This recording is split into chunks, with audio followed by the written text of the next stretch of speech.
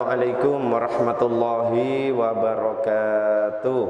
Waalaikumsalam warahmatullahi wabarakatuh. Alhamdulillahirabbil alamin wa bihi nasta'inu ala umuri dunya waddin. Assalatu wassalamu ala asrafil anbiya'i wal mursalin wa ala alihi wa ashabihi ajmain.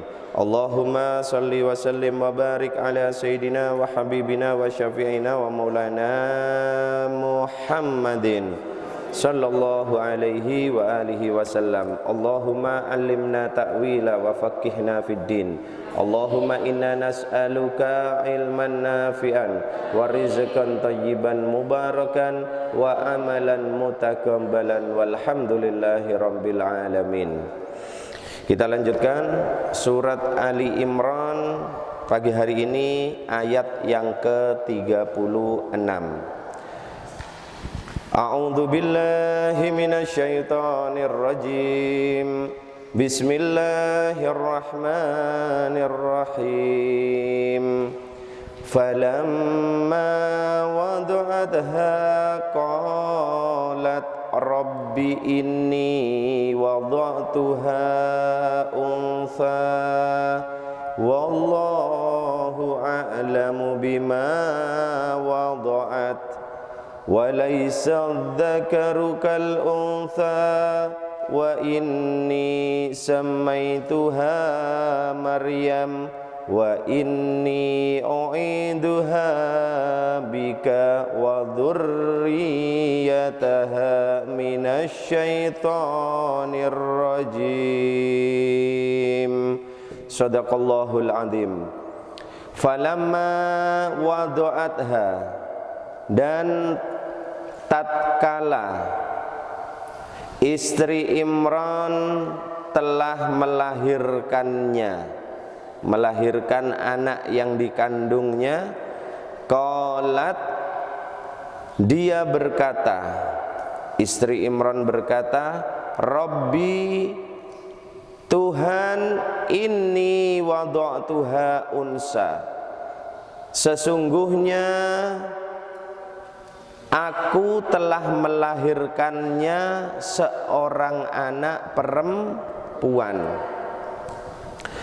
Wallahu, dan sesungguhnya Allah, a'lamu bima wada'at, lebih mengetahui dengan apa yang dilahirkan. Walaysa dzakaru kal unsa, dan tidak sama antara laki-laki dan perempuan. Wa inni, dan sesungguhnya aku, kata istri Imran, samaituha Maryam, memberi nama dia Maryam. Wa inni, dan sesungguhnya aku, u'iduha bika, memohon pertolongan kepadamu ya Allah, wa dzurriyyataha, dan untuk keturunannya, minasyaitonir rajim, dari godaan syaitan yang terkutuk. Maka tatkala istri Imran telah melahirkannya anak perempuan, qalat, istri Imran berkata kepada Allah, Rabbi inni wada'tuha untha, ya Allah, sesungguhnya hamba telah melahirkan seorang anak perempuan. Wallahu a'lamu bima wada'at, dan sesungguhnya Allah lebih mengetahui tentang apa yang dilahirkan. Walaysa dzakaru kal unsa, dan tidaklah sama antara seorang laki-laki dan seorang perempuan. Wa inni, dan sesungguhnya hamba ya Allah, samaituha Maryam, telah memberikan nama dia Maryam. Wa inni, dan sesungguhnya hamba ya Allah, u'iduha bika, memohon kepadamu ya Allah untuk dirinya, untuk bayi hamba, wa dzurriyyataha, dan untuk keturunannya, keturunan dari bayi hamba ini besok suatu hari minasyaitonir rajim, dari godaan syaitan yang terkutuk. Baik, ayat ke-36 melanjutkan dari ayat yang ke-35. Ayat ke-35 dijelaskan tentang kemuliaan istri Imran. Apa rahasia keistimewaan istri Imran sehingga di ayat yang sebelumnya Allah Subhanahu wa taala berfirman, innallaha astafa, sesungguhnya Allah telah memilih. Memilih siapa saja? Memilih di antaranya Nabi Adam, Nabi Nuh, keluarga Ibrahim dan keluarga Imran menjadi manusia yang lebih mulia dibandingkan manusia yang lain pada zamannya masing-masing. Di zaman Imran, maka Allah memilih keluarga Imran sebagai manusia yang mempunyai kedudukan lebih tinggi dibandingkan dengan manusia yang lain. Mengapa? Karena di antaranya istri Imran adalah seorang wanita yang mulia. Istri Imran adalah seorang wanita yang terhormat di sisi Allah. Mengapa? Di ayat 35 telah dijelaskan salah satu contoh keistimewaan istri Imran. Apa itu? Pada saat istri Imran hamil, maka istri Imran menyampaikan nazar kepada Allah bahwasannya anak yang dikandungnya ini besok setelah lahir akan diberikan ke Baitul Maqdis untuk mengabdikan dirinya di Baitul Maqdis, menjaga salah satu rumah ibadah yang mulia yang ada di muka bumi. Maka kemudian yang berhak, para santri, para pendengar di rumah, di zaman itu yang boleh menjadi pengurus Baitul Maqdis, kalau sekarang itu pengurus atau takmir masjid, di zaman itu yang boleh menjadi pengurus Baitul Maqdis itu hanya seorang laki-laki. Berarti saat hamil, istri Imran mengatakan kepada Allah, menyampaikan nazar kepada Allah, pada saat anakku lahir akan aku jadikan pengabdi untukmu ya Allah yang berada di Baitul Maqdis. Berarti secara tidak langsung istri Imran mengharapkan anak yang lahir kelaminnya laki-laki. Karena kalau perempuan tidak boleh saat itu menjadi pengurus Baitul Maqdis. Nah, menjadi pengurus Baitul Maqdis di zaman itu merupakan kehormatan bagi keluarga.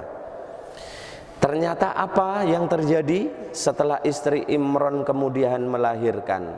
Falamma wadu'atha, maka tatkala istri Imran telah melahirkan, dia berharap mendapatkan anak laki-laki, tapi ternyata yang lahir adalah anak perempuan. Sama atau tidak dengan harapannya? Tidak sama. Tetapi bukan itu persoalannya. Persoalannya apa? Kemuliaan istri Imran, keistimewaan istri Imran justru semakin ditunjukkan kepada kita pada saat istri Imran sudah melahirkan bayinya. Seorang ibu yang mengharapkan anaknya laki-laki, pada saat lahirnya perempuan biasanya ada rasa kecewa. Ada rasa kecewa. Tapi bagaimana dengan istri Imran? Kita lihat. Falamma wadu'atha, maka tatkala dia istri Imran, siapa namanya? Hanna bin Fakud, melahirkannya, yaitu domirnya domir perempuan. Maka tatkala istri Imran telah melahirkan seorang anak dan ternyata anak yang dilahirkan adalah perempuan, maka apa yang dilakukan oleh istri Imran? Qalat, istri Imran kemudian berucap kepada Allah, Rabbi inni wada'tuha untha. Ya Allah, ya Tuhan, sesungguhnya hamba telah melahirkan seorang anak perempuan. Seorang anak perempuan tidak sama dengan harapan hamba.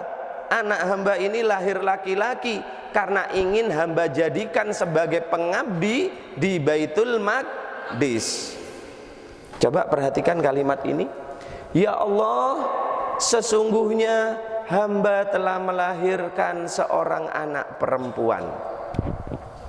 Kira-kira ini pernyataan yang isinya menunjukkan isi hati yang seperti apa? Sedih? Ya. Penyesalan? Ya. Yang menunjukkan perasaan sedih apa tidak? Ya, menunjukkan perasaan sedih. Ya Allah, sesungguhnya hamba telah melahirkan anak perempuan. Berucap kepada Allah, berdoa kepada Allah. Padahal tanpa mengucapkan seperti itu istri Imran, Allah tahu ndak kalau anak yang dilahirkan itu perempuan? Tahu. Karena apa? Wallahu a'lamu bima wada'at. Sedangkan Allah lebih mengetahui apa yang dilahirkan oleh istri Imran. Tapi yang dikatakan oleh istri Imran ini adalah ekspresi perasaan atau isi hati kesedihan. Kenapa sedih? Karena anak yang dilahirkan jenis kelaminnya tidak sama dengan yang diharapkan. Jadi ini adalah ekspresi kesedihan dari Hannah, dari istri Imran. Baik. Ekspresi kesedihan yang berbentuk kalimat kepada Allah, Rabbi ini wada'tuha untha. Ya Allah, hamba telah melahirkan anak perempuan, bukan anak laki-laki. Ya Allah, ini adalah ekspresi kesedihan. Berarti istri Imran itu ridho apa tidak ridho pada saat melahirkan seorang anak yang ternyata perempuan? Ridho apa tidak ridho? Ridho kepada Allah. Lalu mengapa kok masih mengucapkan satu kalimat yang berupa ekspresi kesedihan? Ridho dia, Hannah ini ridho anaknya perempuan, tapi mengapa masih mengucapkan satu kalimat kepada Allah yang isinya adalah ekspresi kesedihan? Mengapa? Bisa dipahami ya? Bisa dipahami? Oke? Mengapa? Maka mempunyai dua kandungan makna. Yang pertama, Habib bisa tulis di bawah ya. Saat melahirkan anak perempuan,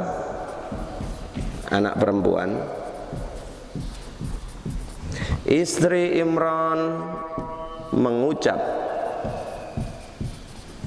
satu kalimat yang berupa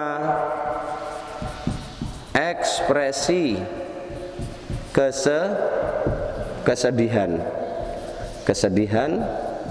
karena ternyata anak yang dilahirkan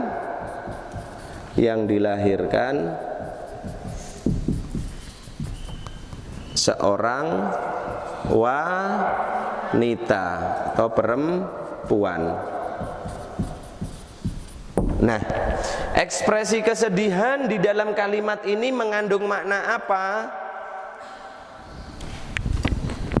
Inilah bentuk kesedihan seorang yang taat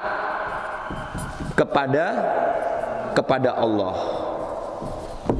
Coba perhatikan di sini, ini mengandung makna yang dalam.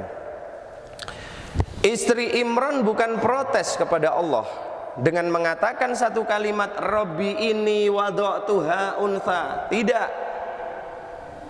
Bukan protes kepada Allah, bukan tidak ridho kemudian anak yang dilahirkannya perempuan.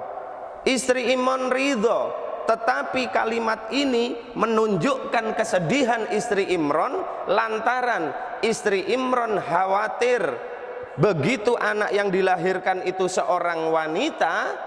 Di zaman itu aturannya wanita tidak boleh menjadi pengurus Baitul Maqdis. Maka istri Imran merasa sedih, khawatir nadarnya itu tidak bisa dilaksanakan. Apa nadarnya istri Imran? Apabila anaknya laki-laki akan diabdikan di Baitul Maqdis. Jadi kesedihannya itu di sana sebetulnya. Bukan protes kepada Allah, ya Allah hamba minta anak laki-laki, mengapa engkau beri anak perempuan? Bukan begitu. Tetapi ya Allah, hamba telah melahirkan anak perempuan, hamba khawatir. Nah kalau diterjemahkan, hamba khawatir hamba tidak bisa melaksanakan nadar hamba itu karena hanya laki-lakilah yang boleh menjadi pengurus Baitul Maqdis. Oke, sampai di sini paham? Makna yang lebih dalam lagi apa? Inilah yang membedakan orang yang taat kepada Allah dengan orang yang tidak taat kepada Allah. Apa itu bedanya? Orang yang taat kepada Allah itu para santri, salah satu tandanya adalah hatinya hidup. Tanda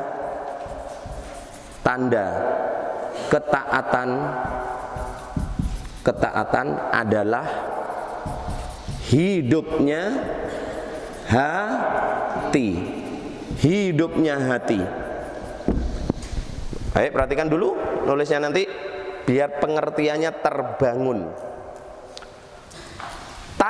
Salah satu tanda ketaatan adalah hidupnya hati.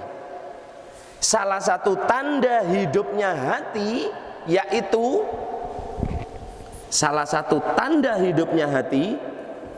pada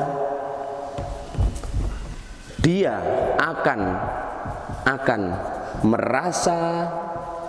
merasa sedih apabila melewatkan ketaatan kepada Allah. Salah satu tanda bahwasannya hati manusia itu hatinya hidup, hatinya seger, hatinya cerah, yaitu orang yang pada saat dia terlewat melaksanakan ketaatan kepada Allah, dia merasa bersedih, dia merasa menyesal. Salah satu tanda orang itu hatinya hidup, misalkan dia sudah niat mau sholat subuh, lah kok terlewat, ndak bangun. Begitu bangun, matahari sudah keluar, sudah habis waktu sholat subuh. Maka saat itu dia betul-betul menyesal, bahkan sampai mengeluarkan air mata. Ya Allah, hamba minta maaf. Orang seperti itulah orang yang hatinya hidup.